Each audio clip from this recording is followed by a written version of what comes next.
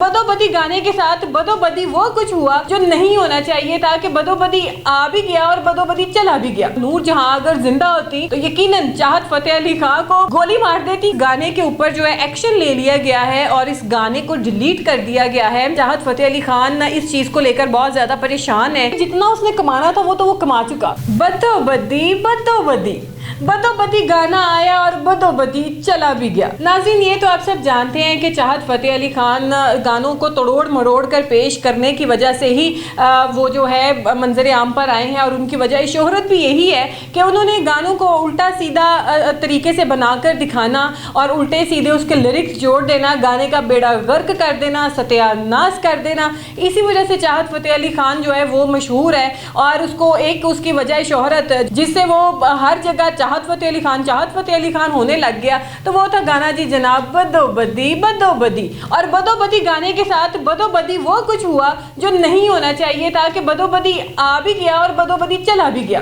जनाब, इस गाने के साथ जब ये गाना लॉन्च हुआ और कुव्वत समात तक आया हमारी, और नूरजहां अगर जिंदा होती तो यकीनन चाहत फतेह अली खान को गोली मार देती कि उसने उसके उस गाने का क्या हशर कर दिया है, क्या हाल कर दिया है। खैर, यहाँ से बात आगे बढ़ी जब ये गाना लॉन्च होता है और जो इसकी जो अदाकारा जो यहाँ पे अपने जलवे बिखेरती लड़की नज़र आ रही है, जो मेन हीरोइन थी इस गाने की, उस लड़की के मामला सामने आ गए। उसने प्रेस कॉन्फ्रेंसेस शुरू कर दी, उसने मीडिया टॉक शुरू कर दी, उसने लोगों को इंटरव्यूज़ देना शुरू कर दिए और कहा जी कि बदोबदी जो गाना इतना मशहूर हो गया है, मुझे तो सिर्फ इसने 5,000 रुपए दिए हैं। और बाद में चाहत फतेह अली खान ने भी उसके ऊपर कहा कि जनाब इसको तो एक्टिंग करनी नहीं आती थी, जिसके जवाब में उस लड़की ने कहा कि मैं पता नहीं कितने सालों से मॉडलिंग करती आ रही हूँ, मैं एक्टिंग करती आ रही हूँ, चाहत फतेह अली खान को तो खुद कुछ नहीं आता, इसने मुझे गाने के सिर्फ 5,000 रुपए दिए हैं और जो है इसने इतना मुझसे काम करा लिया। और जो दूसरी बात ये कि गाना जो है इतना फेमस चला गया है, किसी ने सोचा समझा भी नहीं था कि गाना इस कदर मशहूर हो जाएगा कि टिकटॉक पे, इंस्टाग्राम पे, यूट्यूब पे, फेसबुक पे और भी जितने भी सोशल मीडिया की ऐप्स हैं, हर जगह बदोबदी बदोबदी ही होता था। और बदोबदी के साथ हो भी कुछ बदोबदी किया है कि जनाब अब इस गाने के ऊपर जो है एक्शन ले लिया गया है और इस गाने को डिलीट कर दिया गया है। और जो है चाहत फतेह अली खान इस चीज़ को लेकर बहुत ज़्यादा परेशान है और एक तस्वीर में तो वो अपनी ये जो उनकी हाफ टिंड है उसको साफ करते नज़र आ रहे हैं। पसीना आ गया होगा ना उस पर कि बदोबदी बदोबदी गाना हो गया बंद। तो ये सारे जनाब मामलात थे, गाना बंद करा दिया गया है और उसके ऊपर ये एलिगेशंस आई हैं, ये स्ट्राइक आई है कि ये असल गाना नूरजहां का था और नूरजहां की प्रॉपर्टी थी ये गाना, तो इसका कोई राइट नहीं था कि ये इस गाने को इस तरीके से चुराता, इस तरीके से कॉपी करता और फिर इस तरीके से आगे पोर्ट्रे करता। तो नाज़रीन, इसमें तो कोई शक नहीं है कि बदोबदी गाने के साथ बहुत बुरा ही हुआ है बदोबदी।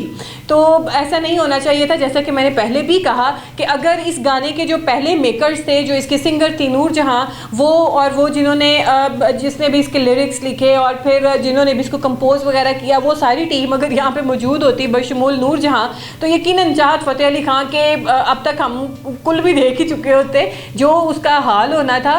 तो एक इतना खूबसूरत गाना, इतना प्यारा, आप सिर्फ उसको अपनी व्यूअरशिप के लिए आपने उसका बेड़ा गर्क कर दिया और उसका सत्यानाश कर दिया और अब आप परेशान हो गए। लेकिन नाज़रीन, यहाँ पे एक बहुत मज़े की बात है। मज़े की बात ये है कि इतनी देर से ये गाना सोशल मीडिया पर वायरल था और हर दूसरे बंदे की ज़बान पे बदोबदी था, इसके मीम्स बनी, इसके ट्रेंड्स बने और बच्चों ने, बड़ों ने, बूढ़ों ने, हर किसी ने मैं समझती हूँ कि अपना फ़र्ज़ समझा इस गाने के ऊपर मीम बनाना।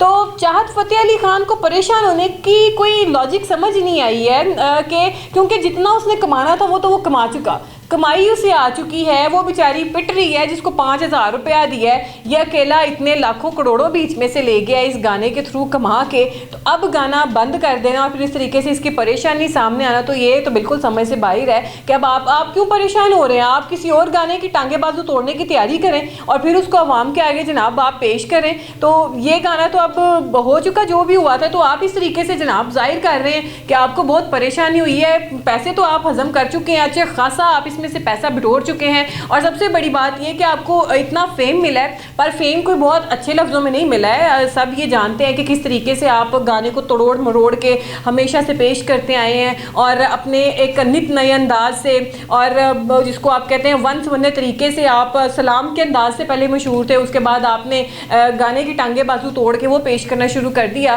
तो इसमें इतना नाला होने की कोई ज़रूरत नहीं थी।